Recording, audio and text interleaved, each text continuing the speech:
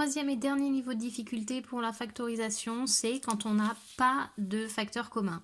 Dans ce cas-là, quand on n'a pas de facteur commun, on va chercher une identité remarquable. Alors ici, on est un petit peu plus loin que ce qu'on attend sur la fin d'un programme de troisième.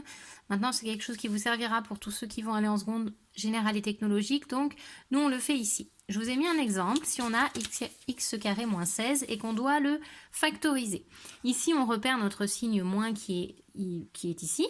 Et de chaque côté, on n'a rien en commun. Si on n'a rien en commun, on ne va pas pouvoir factoriser avec les techniques qu'on a vues jusqu'à présent. Donc, on va aller chercher une identité remarquable. Hop, elles sont là, je vous les remets. Les identités remarquables, je vous rappelle qu'on en a 3. Si on nous donne cette expression a plus b au carré, si on développe, ça fait a carré plus 2ab plus b carré. Pareil avec le signe moins. Et si on nous donne l'expression a plus b facteur de a moins b, ça va nous donner a carré moins b carré. Ça, c'est quand on avait voulu développer. La factorisation, c'est on va nous donner ce côté-là. Et nous, on va devoir retrouver une des 3 expressions. Donc la première chose à faire, quand on voit notre calcul ici qu'on va devoir factoriser, on va chercher à laquelle des 3 est-ce qu'elle ressemble. Ici, on a 2 parties avec un signe moins au milieu. Ici, on en a 3, ici, on en a 3, ici, on en a 2. Donc a priori, celle-ci, là, elle ressemble à celle-là. Donc ce qu'on va faire pour bien faire apparaître la ressemblance, on va faire apparaître, ici on a un nombre au carré moins un nombre au carré. Je vais faire ici apparaître ce nombre-là sous la forme d'un carré. Donc je transforme, c'est une étape qui n'est pas obligatoire mais qui moi va bien m'aider et qui devrait vous aussi vous aider. J'ai transformé mon 16 en 4 au carré. Donc ici on reconnaît complètement le a carré moins b carré, c'est ce qu'on a ici, x carré moins 4 au carré. Il va falloir maintenant, pour factoriser, qu'on passe de ça à l'expression d'avant, qu'on réussisse à remonter. Donc on va bien observer comment elle est formée, notre identité remarquable. On va prendre le a et on va prendre le b, et on va les mettre dans les parenthèses en faisant a plus b et a moins b. On n'a plus les carrés de ce côté-là, on les a enlevés les carrés.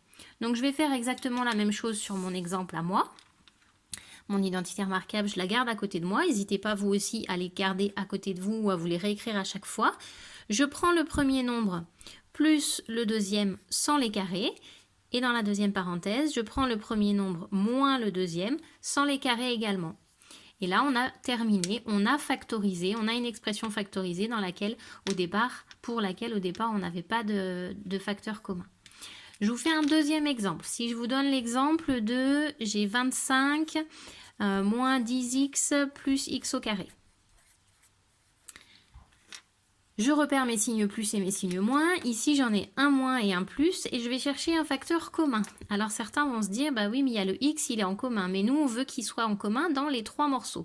Ce qui fait qu'ici, on n'a pas de facteur commun. Pas de facteur commun dans les 3. Donc, on va chercher une identité remarquable. La première chose, on cherche à laquelle est-ce que ça ressemble. On va trouver que ça ressemble à celle-ci parce qu'on a 3 morceaux avec un signe moins. On a bien 3 morceaux avec un signe moins. Ici, pour réussir à remonter, il va falloir qu'on trouve le A et le B. Le A et le B, ils sont là et là. Ce sont les deux nombres qui sont au carré. C'est ceux qui ne sont pas avec le signe moins. Donc, moi ici, je vais essayer de faire apparaître les nombres au carré. Donc, mon 25, je le transforme en 5 au carré. Moins 10x plus x au carré. Voilà. Je reconnais carrément l'expression de mon identité remarquable. Hop, je reviens dessus. Une fois qu'on a les 3 nombres avec les 2 carrés là qui sont bien apparents et puis le petit moins qui est au milieu, alors qu'on le mette au milieu ou qu'il soit après, c'est pas grave. Ce qui est important, c'est qu'on voit bien les 2 carrés. Pour remonter à la parenthèse, on va prendre ce nombre-là sans son carré. On va prendre ce nombre-là sans son carré. On les met dans la parenthèse avec un moins au milieu et le petit carré, on va le mettre dehors. Je recopie ça. Je ne sais pas si je peux réussir à les mettre à côté pour vous montrer. Je prends ce nombre-là sans son carré. Je prends ce nombre-là sans son carré. Je les mets dans la parenthèse avec un moins au milieu. Et le petit carré, je le mets à l'extérieur. Et le nombre qui est au milieu, là, celui-là, correspond au 2AB. C'est-à-dire, si je fais 5 fois x, ça fait 5x et fois 2. Je vais bien être à mon 10x qui est là. Donc, si j'ai réussi ici à faire apparaître les carrés, je peux les remettre dans ma parenthèse sans les carrés. Et du coup, on a réussi, on a terminé.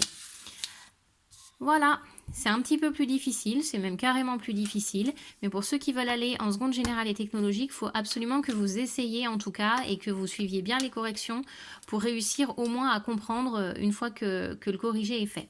Allez, bon courage!